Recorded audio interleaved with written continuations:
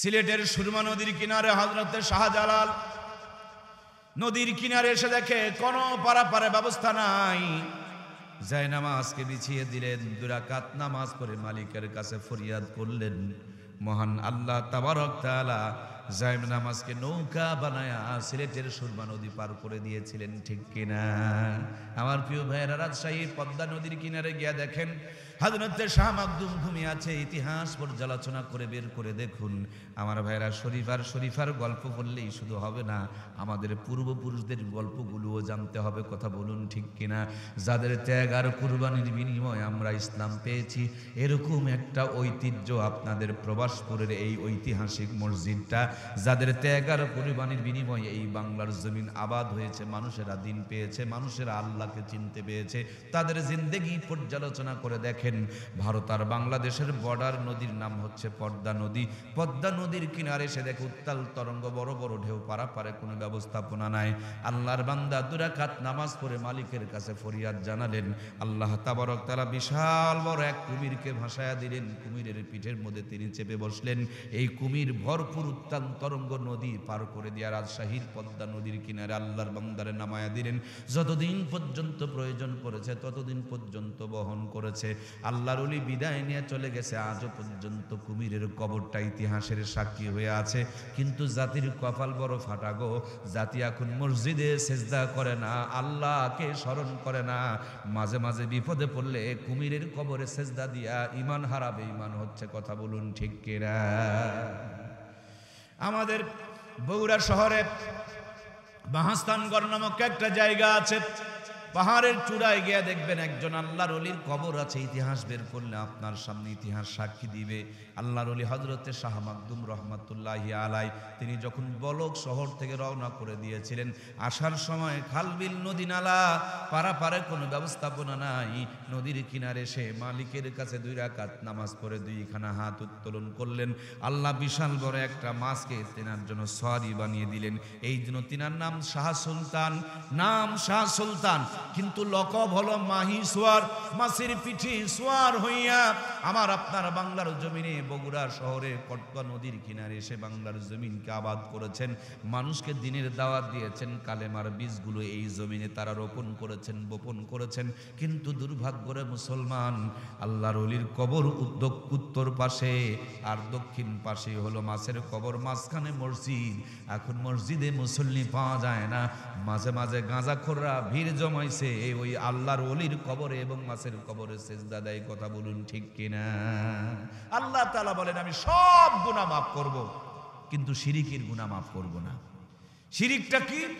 সহজ করে আপনাদেরকে বলতেছি। মনে করেন আপনার বাড়ি আলী তরকারিতে বেশি লবণ দিয়ে ফেলছে, খাওয়া যাবে কি? ভুল করে ফেলছে, সরি বলছে, আপনি মারেন নাই, মাফ করে দিয়েছেন। পরের দিন তরকারির মধ্যে একেবারে অনেক, প্রথম দিন বেশি লবণ দিছে, পরের দিন লবণই দেয়নি, আবার সরি বলছে, আপনি মাফ করে দিয়েছেন। পরের দিন এসে দেখতেছেন ভাতগুলো চাল চাল হয়ে আছে, ভাত সিদ্ধ হয়নি, সরি বলছে, মাফ করে দিয়েছেন। তারপরের দিন ভাত রান্না করছে, ভাত একবারে ঘাঁটি হয়ে গেছে, সরি বলছে, মাফ করে দিয়েছেন।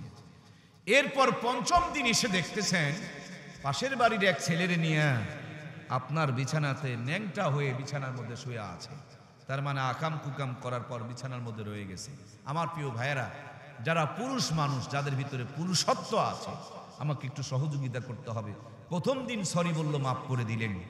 দ্বিতীয় দিনও মাফ করে দিলেন, তৃতীয় দিনও মাফ করে দিলেন, চতুর্থ দিনও মাফ করে দিলেন।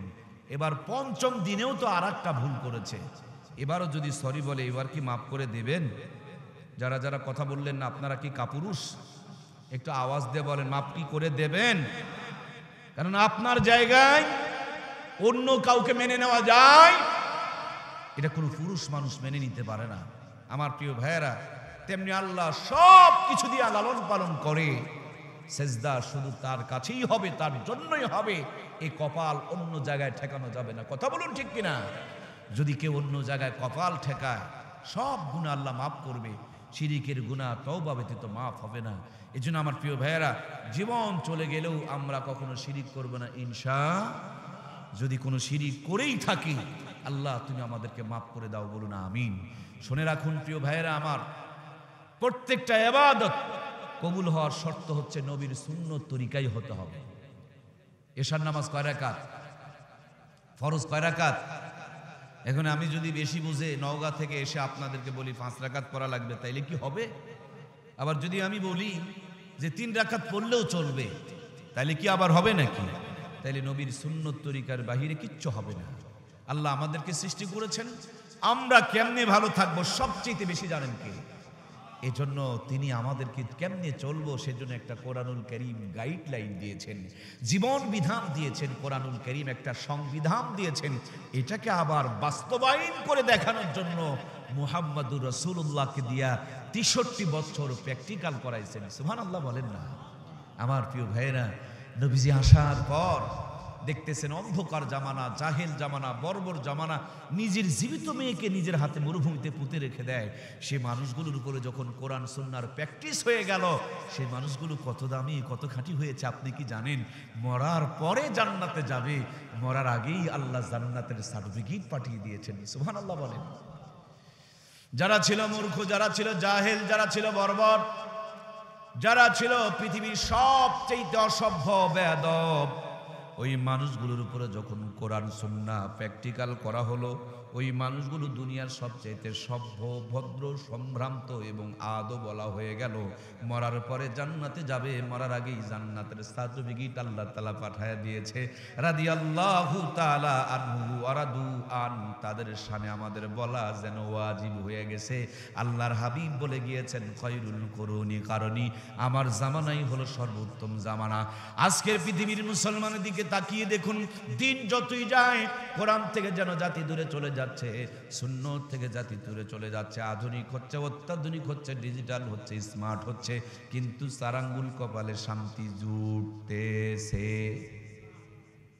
50 বছর আগে 50 বছর আগে যখন কোরআন সুন্নাহর বেশি আমল ছিল, যখন মানুষ মিথ্যা কথা বলতো না, যখন মানুষ হারাম খেত না, যখন মানুষ ইজ্জত বের করে দেখাইতো না, যখন মানুষ মোবাইলের তার কানের মধ্যে ঢুকাইয়া দেয় রাতের পর রাত ন্যাংটা নাচ দেখতো না, তখনকার সময় এই বাংলার জমিনে যেই পরিমাণ রহমত আর বরকত বিরাজ করত, এখন এই ডিজিটাল জামানায় কি ওই পরিমাণ রহমত বরকত খুঁজে পাওয়া যায়? ভাঙা ঘরে নাক ডেকে ফজর পর্যন্ত ঘুমায়, অসুস্থ হয়েছে, গাছের থেকে নিমের পাতা পেরে নিয়ে 2 গ্লাস রস বসাইছে, টন টনা 150 বছর বেঁচে থেকেছে। জোরে বলেন না সুবহানাল্লাহ।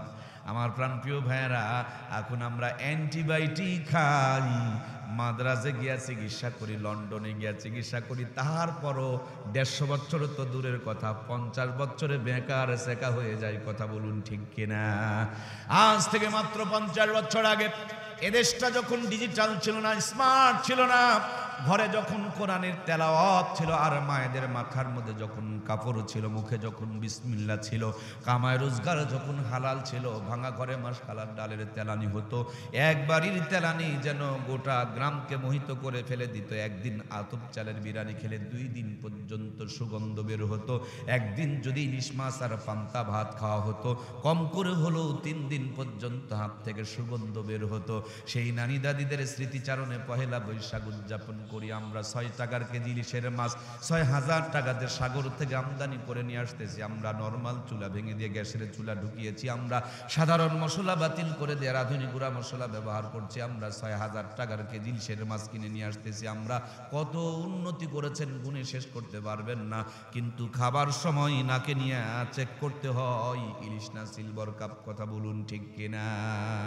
একটাই মাত্র কারণ, তারা কোরআন সুন্নাহর সাথে সম্পর্ক ভালো ছিল, আর আমরা আধুনিক, অত্যাধুনিক, ডিজিটাল, স্মার্ট হতে গিয়া কোরআন সুন্নাহ থেকে দূরে সরে গিয়েছি। কথা বলুন ঠিক কিনা? এজন্য রহমতের পরিবর্তে আযাব আর গজব চালু হয়ে গিয়েছে, শান্তির পরিবর্তে অশান্তির আগুন জ্বলতে শুরু করে দিয়েছে। সব কিছু আছে, কিন্তু সব কিছুর ভিতর থেকে বরকত যেন বিদায় নিয়ে চলে গেছে। ঠিক কিনা?